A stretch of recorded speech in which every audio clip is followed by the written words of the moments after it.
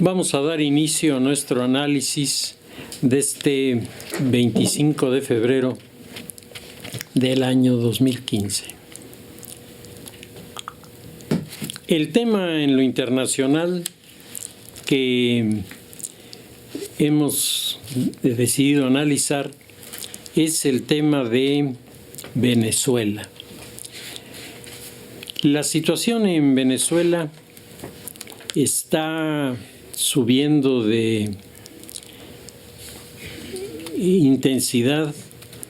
De unos meses a la fecha, la situación de Nicolás Maduro como presidente de este país ha sufrido toda una serie de cambios derivados de la presión internacional, derivados de la caída de los precios del petróleo, derivados de la presión de una sociedad que se siente desabastecida y se siente ofendida por su propio gobierno,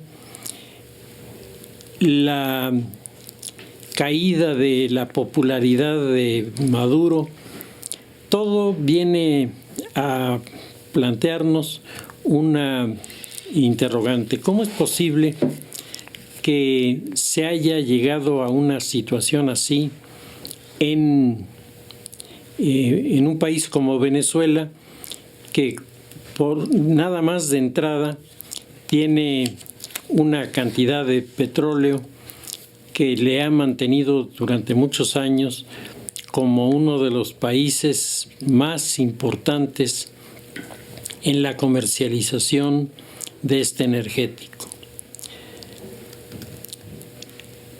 Yo creo que a Maduro le ha faltado la cultura política para comprender que las cosas están cambiando en su entorno, no porque haya un complot que alguien está fabricando en su contra, no porque el capitalismo norteamericano utilice sus instrumentos para lastimar a Venezuela, sino porque está cambiando el mundo.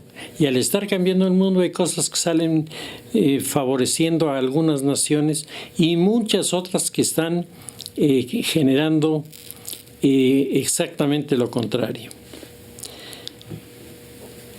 En un texto publicado recientemente de un autor, Göran Terstan, en el libro El mundo, guía de principiantes, el autor hace la siguiente pregunta: ¿será la globalización capaz de contener las fuerzas destructivas que acompañan al capitalismo?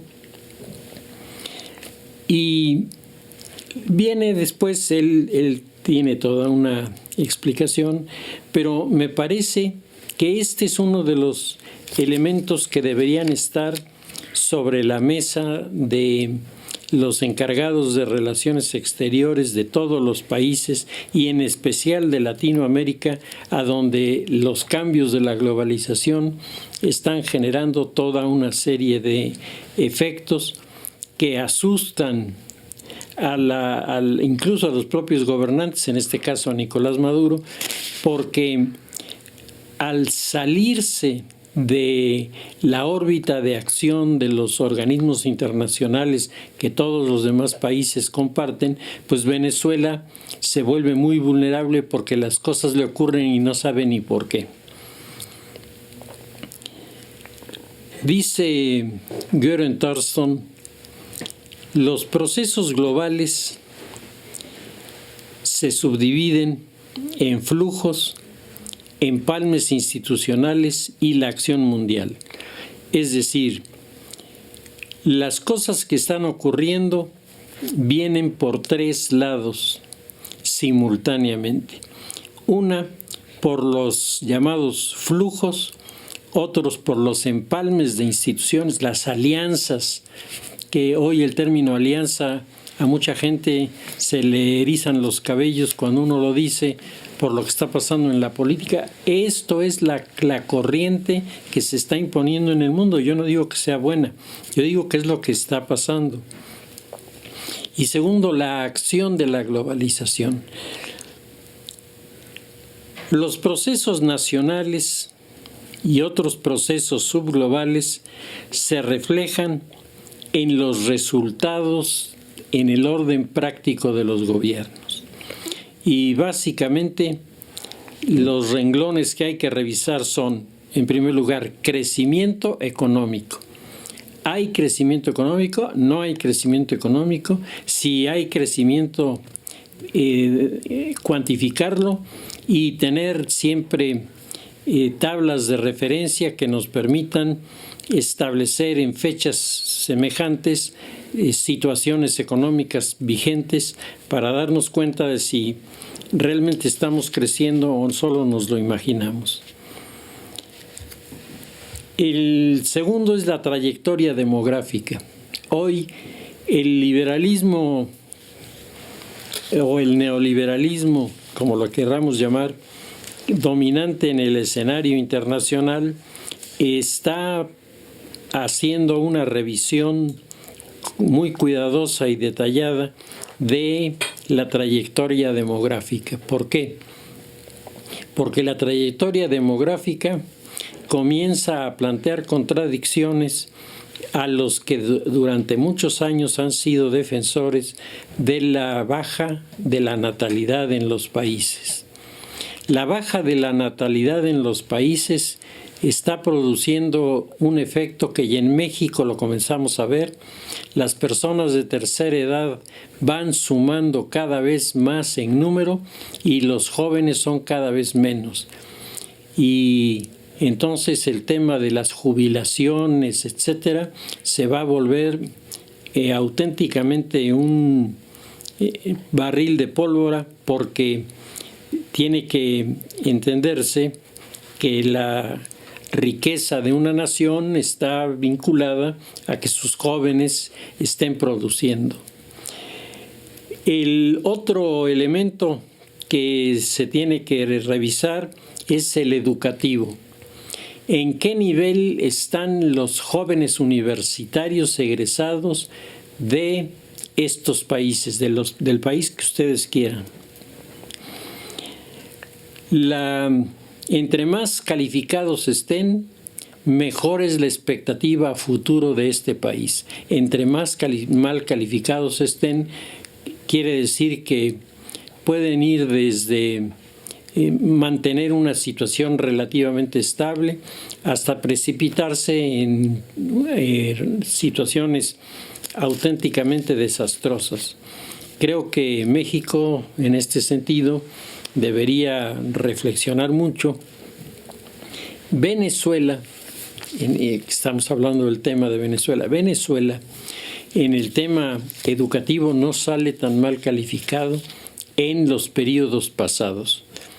Comienzan a tener problemas ahora, pero el bolivarismo, que tiene algunos puntos sumamente discutibles, en el tema de educación, en el tema de formación, tiene bastantes razonamientos y bastantes propuestas sensatas que, si llegaran a aplicarse de veras, le ayudarían a crecer no solo en lo económico, sino a crecer intelectualmente al bolivarismo. Pero Maduro le tiene miedo a esto porque no es su mundo, no es su campo de acción. Ahí él se siente inseguro, se siente intranquilo, y por eso es que no le ha puesto interés. Por otro lado, las universidades las ve él como instituciones, instrumento del capitalismo norteamericano en su contra. Y finalmente, el último factor que se revisa en estos procesos subglobales es el despliegue del poder en la producción-distribución. ¿Qué hacen los gobiernos para que el país produzca más? ¿Qué hacen los gobiernos para que lo que se produzca se comercialice bien? La producción como tal es sin duda responsabilidad de los empresarios. Sí, pero los empresarios, para poder producir en el mundo en el que vivimos, tienen que estar en sintonía con los gobiernos, y los gobiernos tienen que tener criterios para apoyar la producción, porque en la medida en que la producción se aumenta y se garantiza su distribución y consumo, en esa medida podemos pensar en mejores salarios, podemos pensar en cuadros de personal que se va capacitando y va teniendo cada vez un plus más importante. Y todo esto al final recae sobre la figura de quien tiene el poder político. Los flujos aluden al movimiento y circulan por las nuevas redes sociales. Los flujos están detectados, están percibidos por las redes sociales, que inmediatamente transmiten el flujo de que se trate. Si ustedes vieron la ceremonia de los Óscares, por ejemplo, y estuvieron cercanos a lo que estaba pasando en las redes sociales, bueno, era una comunicación impresionante, casi al minuto de que habían dicho algo, de la red estaba ya respondiendo. Estos son fenómenos nuevos, son instituciones nuevas, son visiones diferentes que en el pasado no existían o no se conocían. Todo esto nos está llevando a nuevos patrones comerciales. La globalización está dando paso a nuevos patrones comerciales que están impuestos por un principio que, según los ingleses, es el principio sobre el que se soporta esta nueva etapa de la globalización, la conectividad. La conectividad, hay que entenderla, no es la conexión a la red de información solamente, no es la conexión a los medios de producción y distribución. O sea, estos son componentes. La conectividad significa tener la mentalidad de acercar las cosas. Es decir, en lugar de señalar cuántos kilómetros separan la ciudad de Puebla de la ciudad de Madrid, decirnos qué avión nos puede llevar en el menor tiempo de Puebla a la ciudad de Madrid. La conectividad tiene esa característica. Está concebida como un factor que ayuda a acercar a los actores en la vida política, social y económica del mundo posmoderno.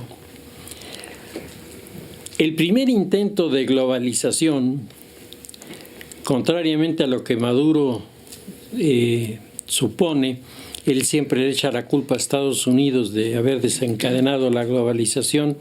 El primer intento de globalización ocurrió en 1920, inmediatamente después de la Primera Guerra Mundial, cuando se estaban llevando a cabo las reuniones que desembocaron en los acuerdos que le pusieron fin no solo a la guerra, sino le pusieron fin a toda una realidad político-social que estaba viviéndose en Europa durante varios siglos.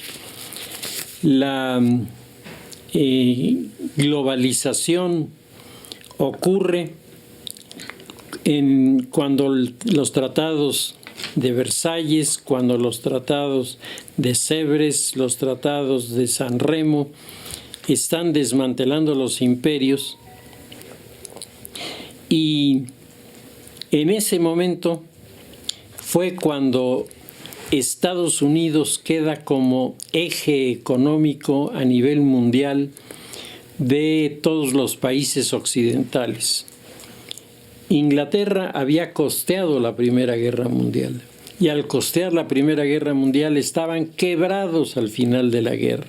Francia, ni se diga, en el territorio de Francia se había librado la guerra de trincheras. Ni siquiera los campos de trabajo estaban accesibles por la cantidad de proyectiles que estaban allí, que como se pudo demostrar en la posguerra, había que manejar con muchísimo cuidado porque con un mal manejo provocaban una explosión con resultados verdaderamente terribles. Y Alemania había perdido la guerra y por lo tanto había perdido sus principales recursos. La industria acerera estaba en manos de los franceses y de los ingleses, y los mercados comerciales, el mundo comercial,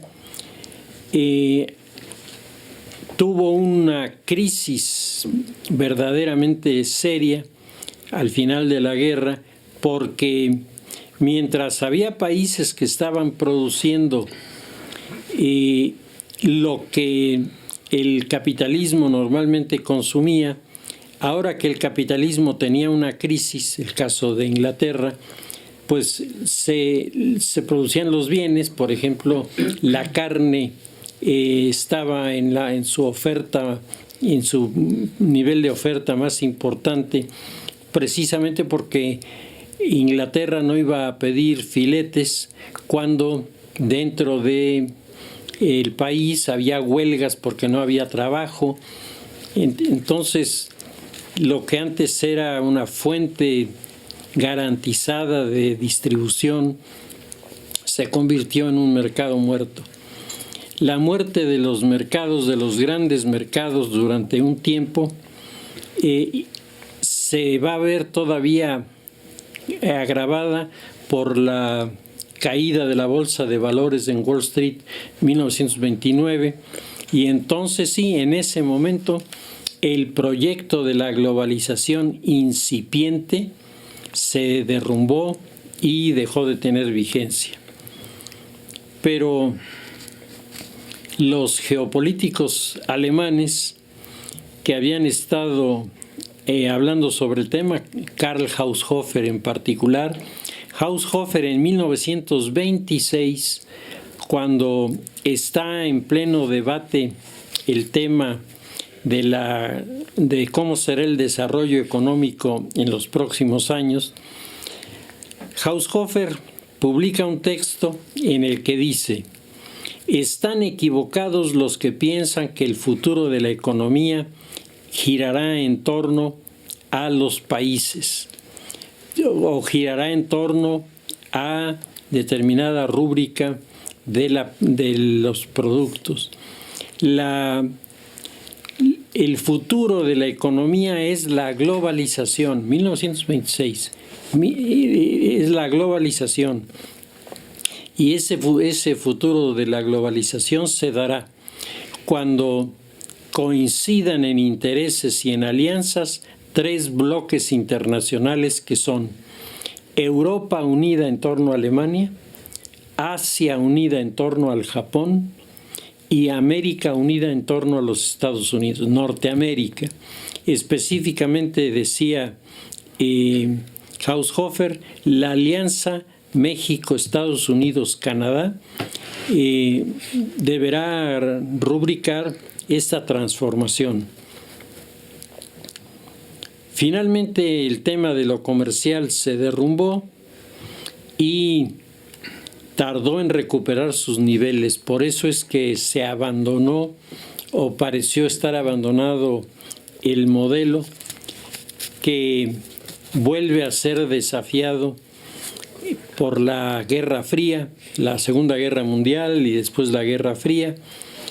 Pero finalmente la globalización, a partir de 1980, 1988, alcanza su perfil de ingreso a la comunidad internacional, y a partir de ese momento los recursos de los países como los recursos de los continentes comienzan a verse desde la visión de la globalización, que trae acompañándole varias líneas importantes. De 1920 a 1970, el petróleo fue la mercancía más codiciada, y los grandes trusts comerciales, las grandes empresas del petróleo, que son fundamentalmente ingleses, holandeses, norteamericanos, comenzaron a incursionar estos países en los países más pequeños o en vías de desarrollo que tenían esta riqueza. México, Colombia y Venezuela sufrieron este acoso por parte de los grandes trusts de aquella época, y mientras en Colombia y en México las grandes compañías transnacionales del petróleo quisieron imponer sus condiciones, en el caso de Venezuela, Venezuela venía de una larga dictadura militar de Juan Vicente Gómez. Juan Vicente Gómez es una especie de Porfirio Díaz, pero más acorrientadito.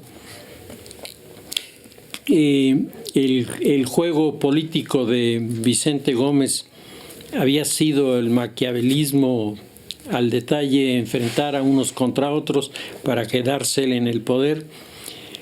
Cuando los ingleses y los holandeses se entrevistan con Juan Vicente Gómez para tocar el tema del petróleo, ellos vienen como acreedores a cobrar lo que les debían, que era una cantidad respetable. Y muy generosamente proponen hacer una transacción en la que pues la deuda esta se irá olvidando si el petróleo que hay en el lago de Maracaibo puede ser explotado por sus grupos de perforación. Juan Vicente Gómez no se espanta, dice, pues está bien, yo sé que debo, pero ahora sí, como decían en el siglo XIX, debo no niego, pago no tengo. Entonces yo sé que estoy en deuda, entonces acepto, pero les pongo una condición. La condición es: ustedes perforan un pozo para su compañía y me perforan otro pozo para Venezuela. Venezuela tenía una situación económica muy deteriorada. Igual que todos los países de América, había librado una guerra civil en el siglo XIX de muy malos resultados. No tenía capital para hacer las perforaciones ni tecnología para hacerlo. Entonces, Juan Vicente Gómez, con una visión bastante sensata, dijo: tengo que pagar esta deuda, de que me comiencen a acosar por el exterior y a hacer un bloqueo, a que me paguen por la perforación, pues que paguen por la perforación, y entonces yo les cobro la perforación y les cobro al mismo tiempo, bueno, les exijo al mismo tiempo que perforen otro pozo para mí. Así comenzó Venezuela a crecer en sus proyecciones económicas, de tal manera que más adelante el petróleo se convertirá en el punto de equilibrio de la producción de bienes en Venezuela. Para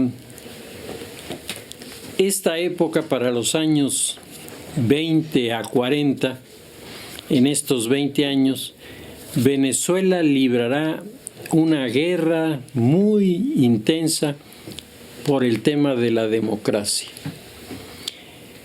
Como ocurre en muchos países sudamericanos, los ejércitos se consideran, digamos, como anexos a los partidos políticos. Entonces, los militares son una opción que tiene frente a los partidos una ventaja. Se eligen ellos mismos. Es decir, ellos dicen, este es el momento para dar un golpe de Estado, dan el golpe de Estado y los demás se tienen que aguantar porque las condiciones así funcionan.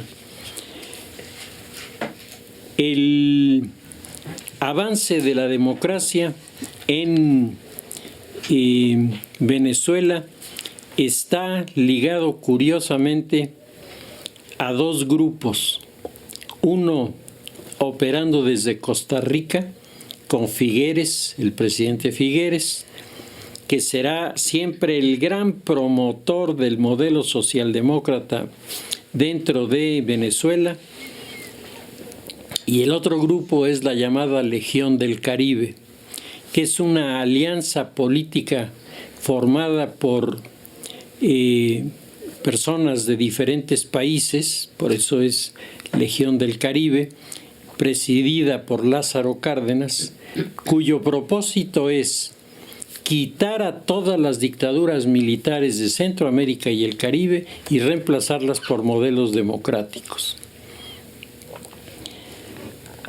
Es esta alianza de grupos la que proyecta a un universitario, Rómulo Betancourt, para iniciar los primeros escarceos en torno a la democracia.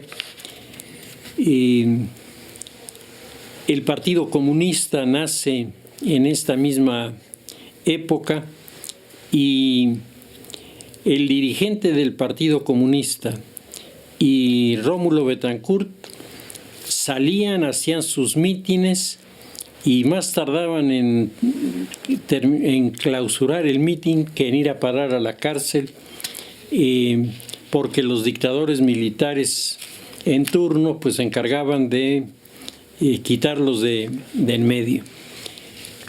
En varias ocasiones Rómulo Betancourt y el jefe del Partido Comunista tendrán que huir de Venezuela a Costa Rica, siempre a Costa Rica, ocasionalmente a Cuba. Hay una vinculación Venezuela, Cuba, Costa Rica muy intensa en este periodo, en el que finalmente Jovito Villalba, que era el dirigente del Partido Comunista, abandona la idea de irse por la vía democrática.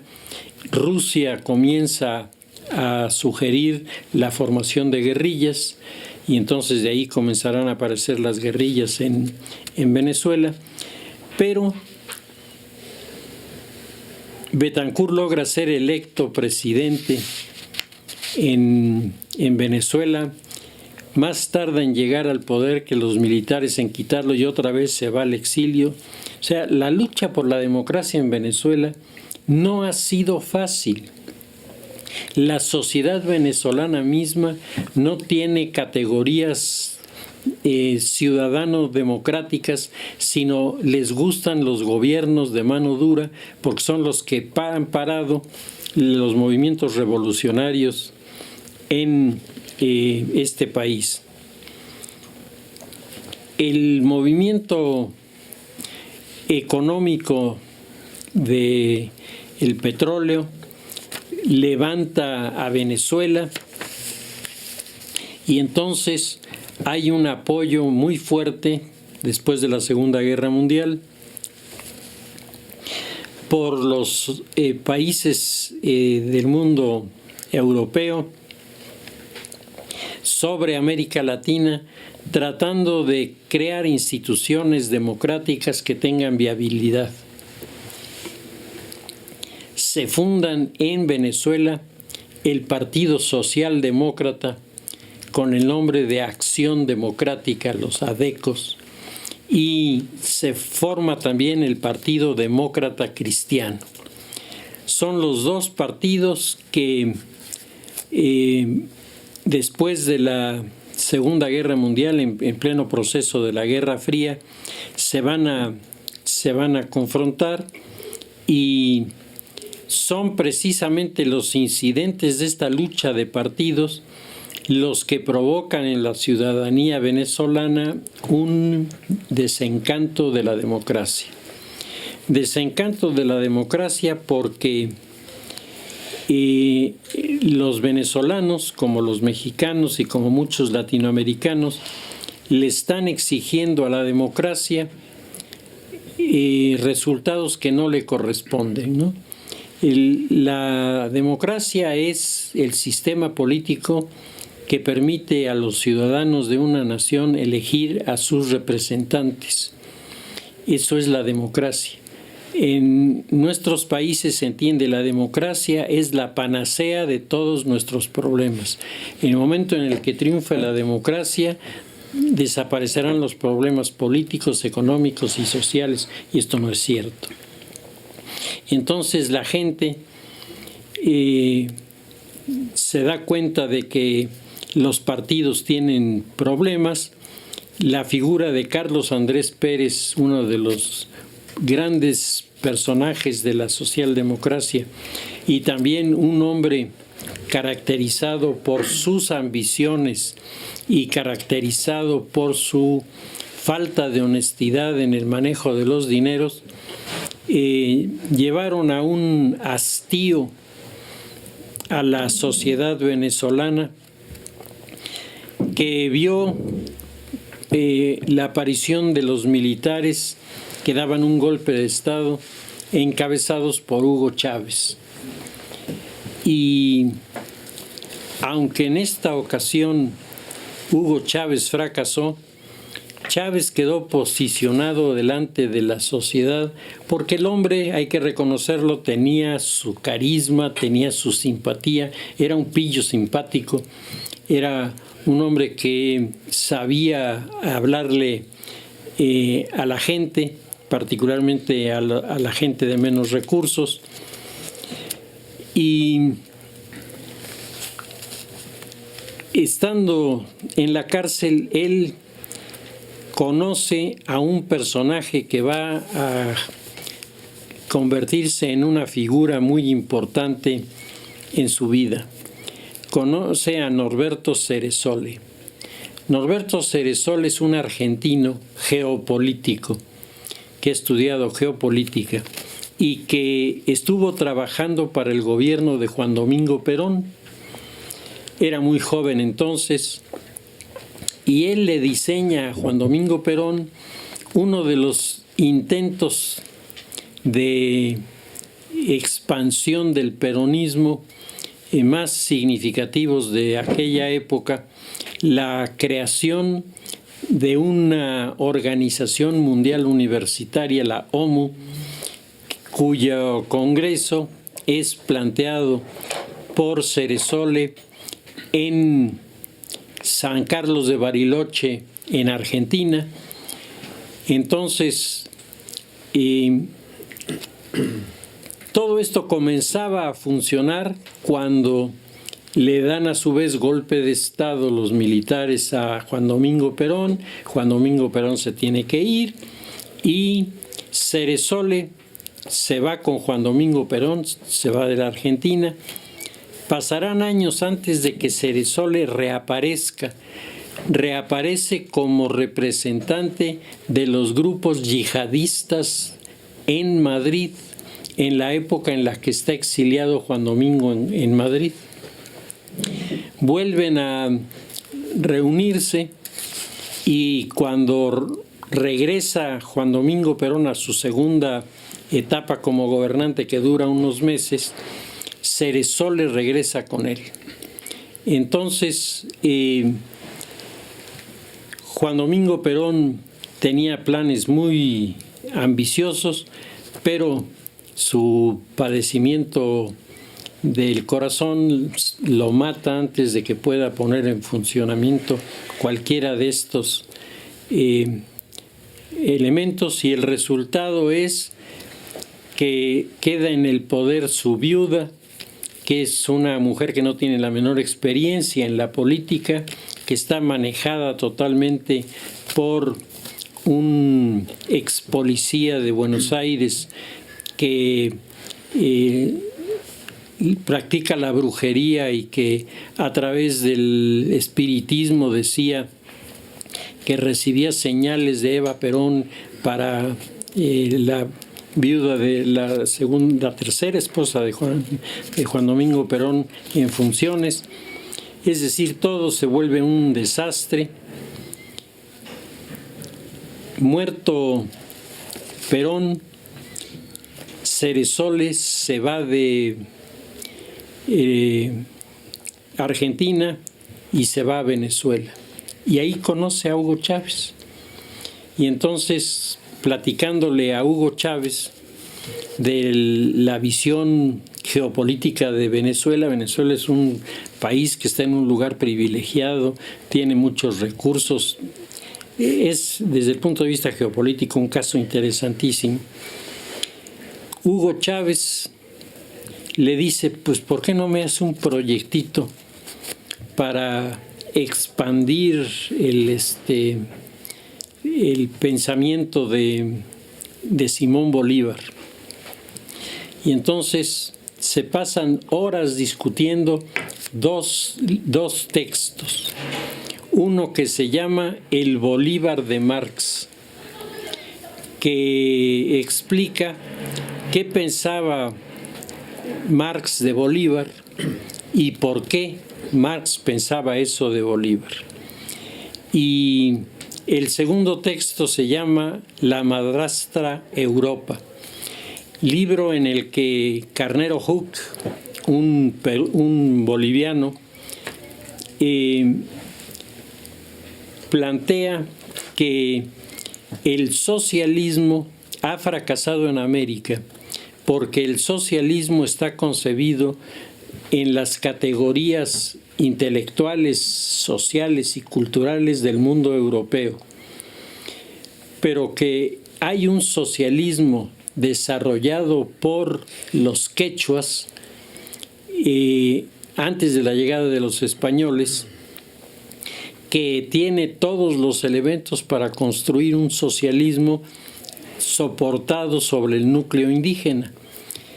Entonces, todo esto puede llevarse a cabo si hay alguien primero que le dé luz a estos recursos, que le dé interés, y al mismo tiempo esto puede manejarse si hay dinero detrás. Y entonces Cerezoles le dice a Hugo Chávez, si quieres un proyecto te lo hago, pero primero eres presidente.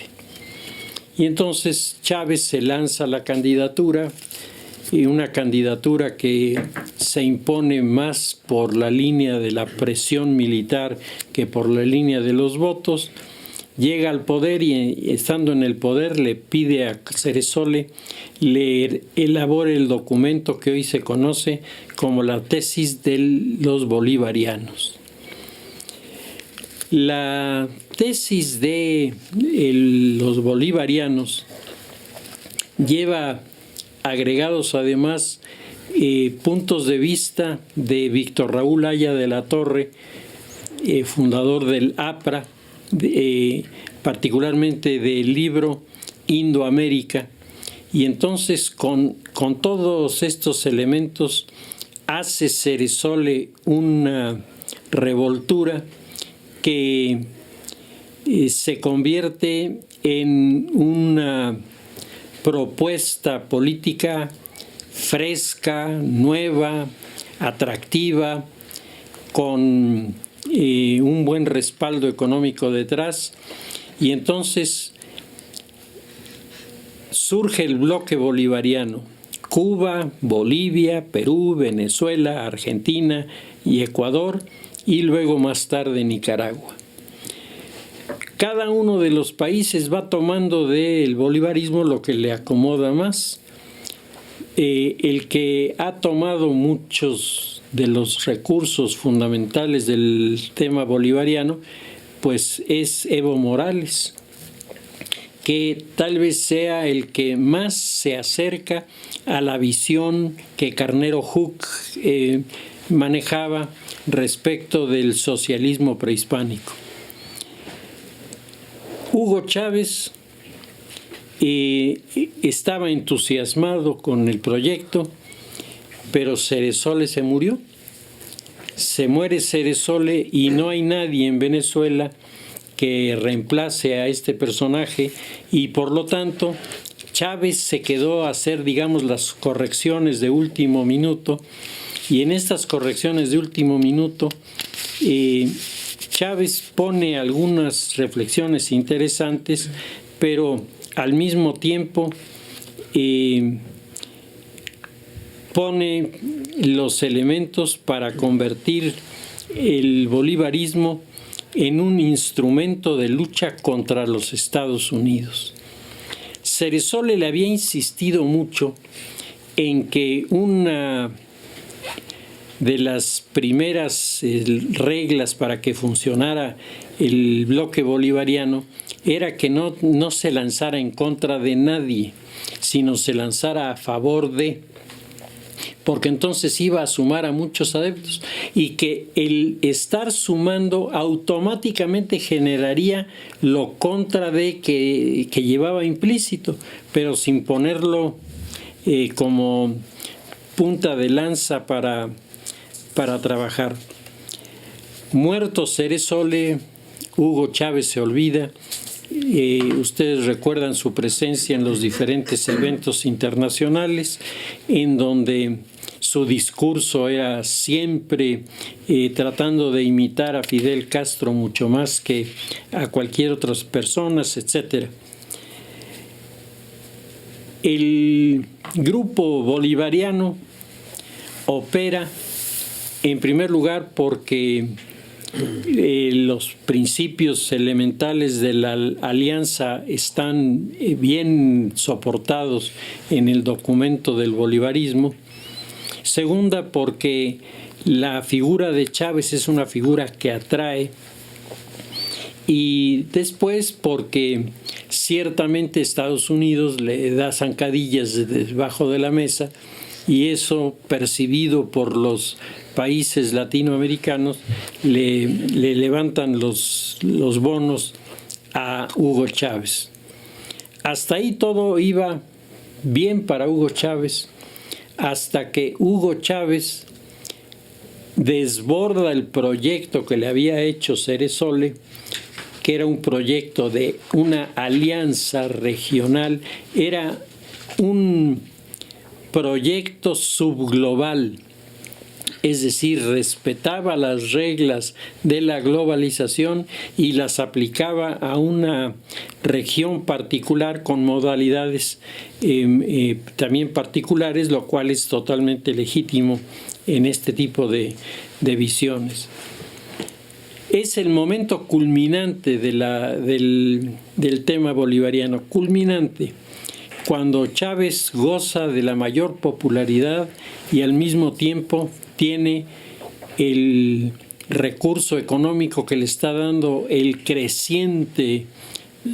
creciente subida del valor del petróleo, que para Chávez fue uno de sus factores fundamentales. Chávez entonces comienza a querer competir con Fidel Castro.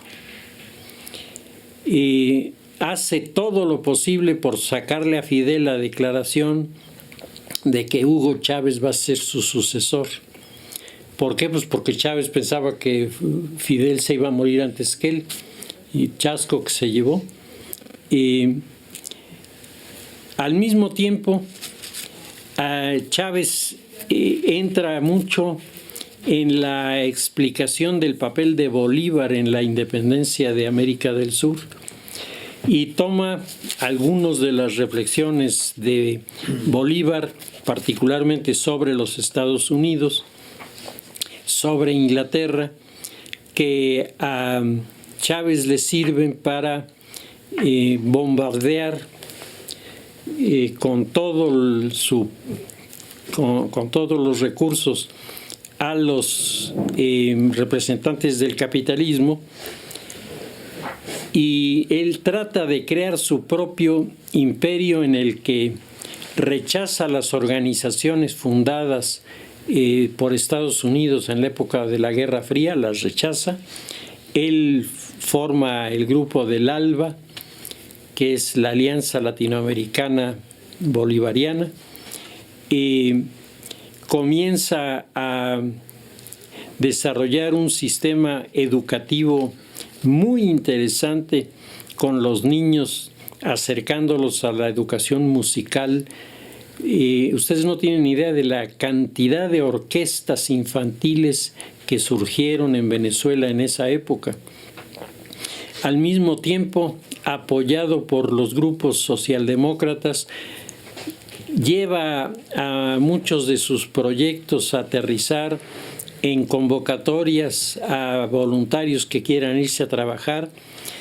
El embajador aquí en México, ustedes recuerdan, se convierte en el gran promotor para la presidencia de la República de Marcelo Ebrard, y finalmente el gobierno mexicano le tiene que decir que no es persona grata y el hombre se va, pero deja el testimonio de la presentación de la fuerza de estos grupos en el continente americano, y que se muere Chávez.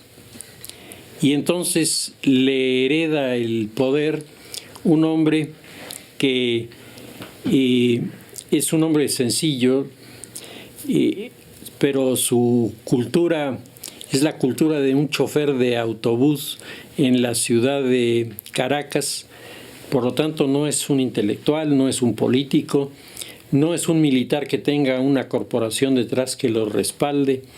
Es un hombre lleno de incertidumbres, que llega a cosas verdaderamente ridículas como el pajarito que le habla, y que en el fondo se siente amenazado por los acontecimientos de la globalización.